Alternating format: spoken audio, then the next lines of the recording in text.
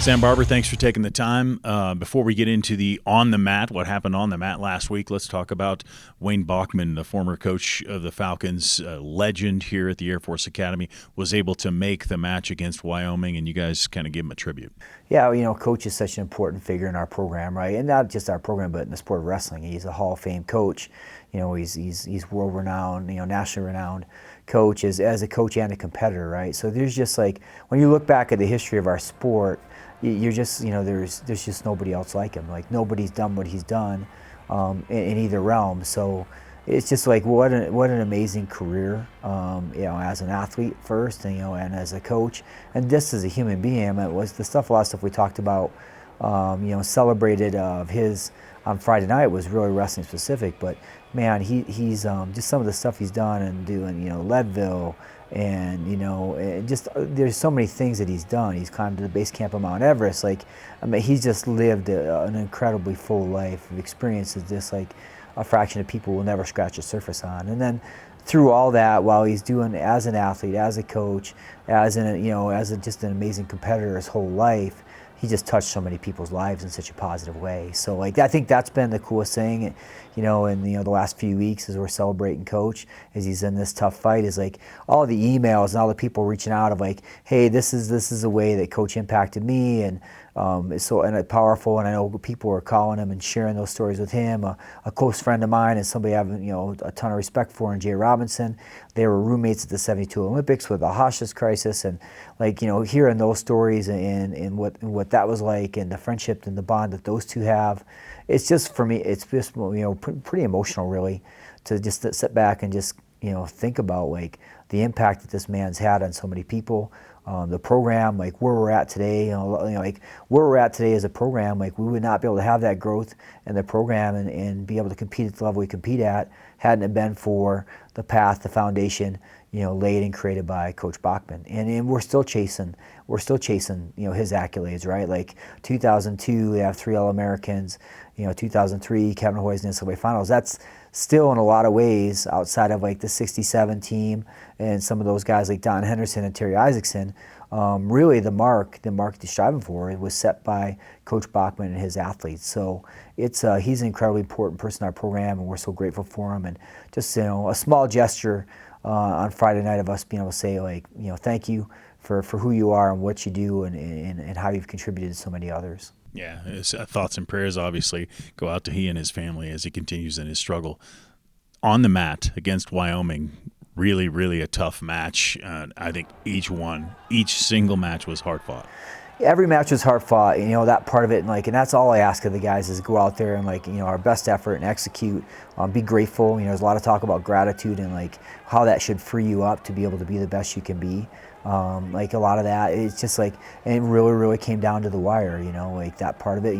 We had a couple 1-point matches, I think 3 1-point matches. I think we needed to win about 2 of those, and it's critical. And I think that for this team really, and it ties into Sunday a little bit too when we wrestled Cal Poly, but that for this team, if you look back on the season, we're so close, right? We're so close, and what it's really going to look like for us to turn the corner going into the Big 12 is being, able to win those close ones, right? And I know we talk a lot about being focused on the process, but if we could turn that corner and we could, free ourselves up in that last 60 to 90 seconds to go get the points we got to get, or not allow guys to get points, we're going to win some big time matches. And we do that occasionally. We did it this weekend in Sam Wolf, but. That's where we're at, and I mean you've seen it so many times. You saw it in Iowa State, you saw it in North Dakota State, you've seen it in obviously a couple of UNI dual meets, and then again in Wyoming, and again with Cal Poly. So for sure that's got to be the focus for us. And Friday was a hard fought match, and always gonna hold our guys up for how they compete. And but that's a team that it's a team that we got to get over that hump and find a way to produce a result and win that dual meet. Yeah, tough. Now, can you use this? Let's talk, because obviously Big 12s is a totally different animal. But so can you use a match against Northern Colorado coming up this week to prepare to get over a hump, so to speak, maybe win some of those closer matches? I think 3 weeks is a long time. I really do. I think and I think, and the other thing is we've talked about so many times, it's inches and ounces too. So we don't need anybody to fundamentally change what they do, right? We just need to make some small adjustments, and just kind of like spend a little bit more time, on our mindset piece of that, and being intentional again in one specific area. Like, how do I close out the last 30 seconds or 60 seconds of a match? Like, that's a small thing. Like, it's a small area, right? Not easy. I mean, I'm not telling you, like I say, it's easy. Like, it's a very specific area that if we get intentional about it, like, there's no doubt in my mind, like, the guys' areas technically, and then those areas like kind of like mentally and strategically and tactically, really, that's a big part of it too. Not even mentally, but just the tactics and strategy of being able to go get one short period or being able to shut a guy down, right?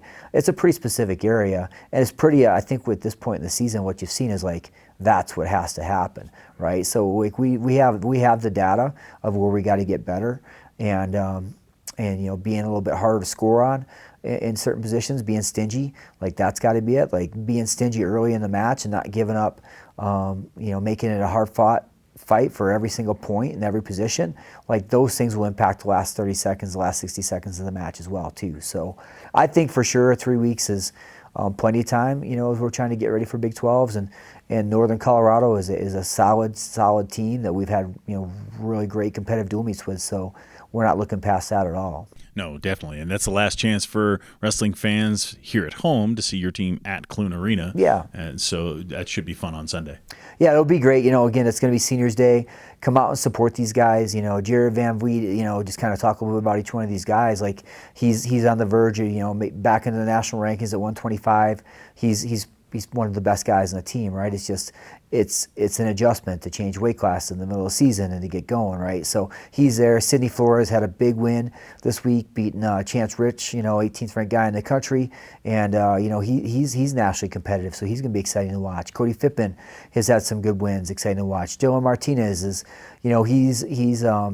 he's going to get there. He's going to get there. Gianno Petrocelli for sure is on an upswing. I mean, he's lost really close matches to some of the best guys in the country, and he's figuring out how to win too. And Trey Brisker, Trey Brisker's been putting together a solid season. Sam Wolf had a huge win this weekend, knocking off the number 8th ranked guy in the country, and Kemp from Cal Poly. And he's got himself in the national rankings, so he's exciting to watch. Jake Thompson's turning a corner and finding some motivation to push through the end. Kane Hutchinson is ready to go, I think, and obviously Wyatt Hendrickson is still gaining momentum, and there's still a lot of season left. So if you come out and watch on Sunday against Northern Colorado, we got 10 guys that are exciting to watch, that score points, that are excited for the season to be here. They're the last dual meet in the Big 12s, and we're in a good place. The guys, at this point in the season, what you want out of your team, you want them hungry and healthy, and that's where we're at. Yeah. The final question I have for you is for seniors, for those seniors. Just talk to me about them as a class. What have they meant to your team? Well, this group of seniors is pretty special, and I think there was a lot of conversations, like when they came in as freshmen, we identified them like, hey, this is a class that can move us forward, not only athletically but culture-wise.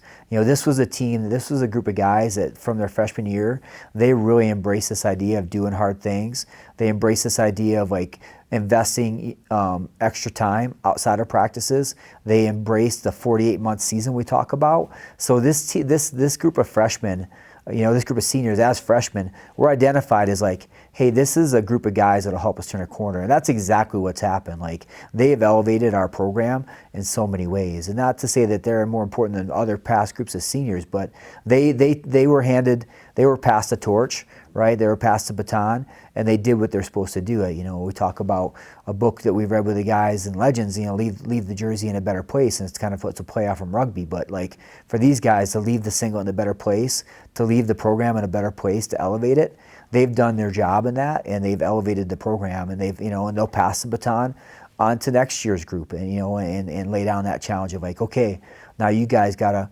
continue to grow this and leave it in a better place. So it's a good group of seniors. There's so many different positive attributes they bring to the program.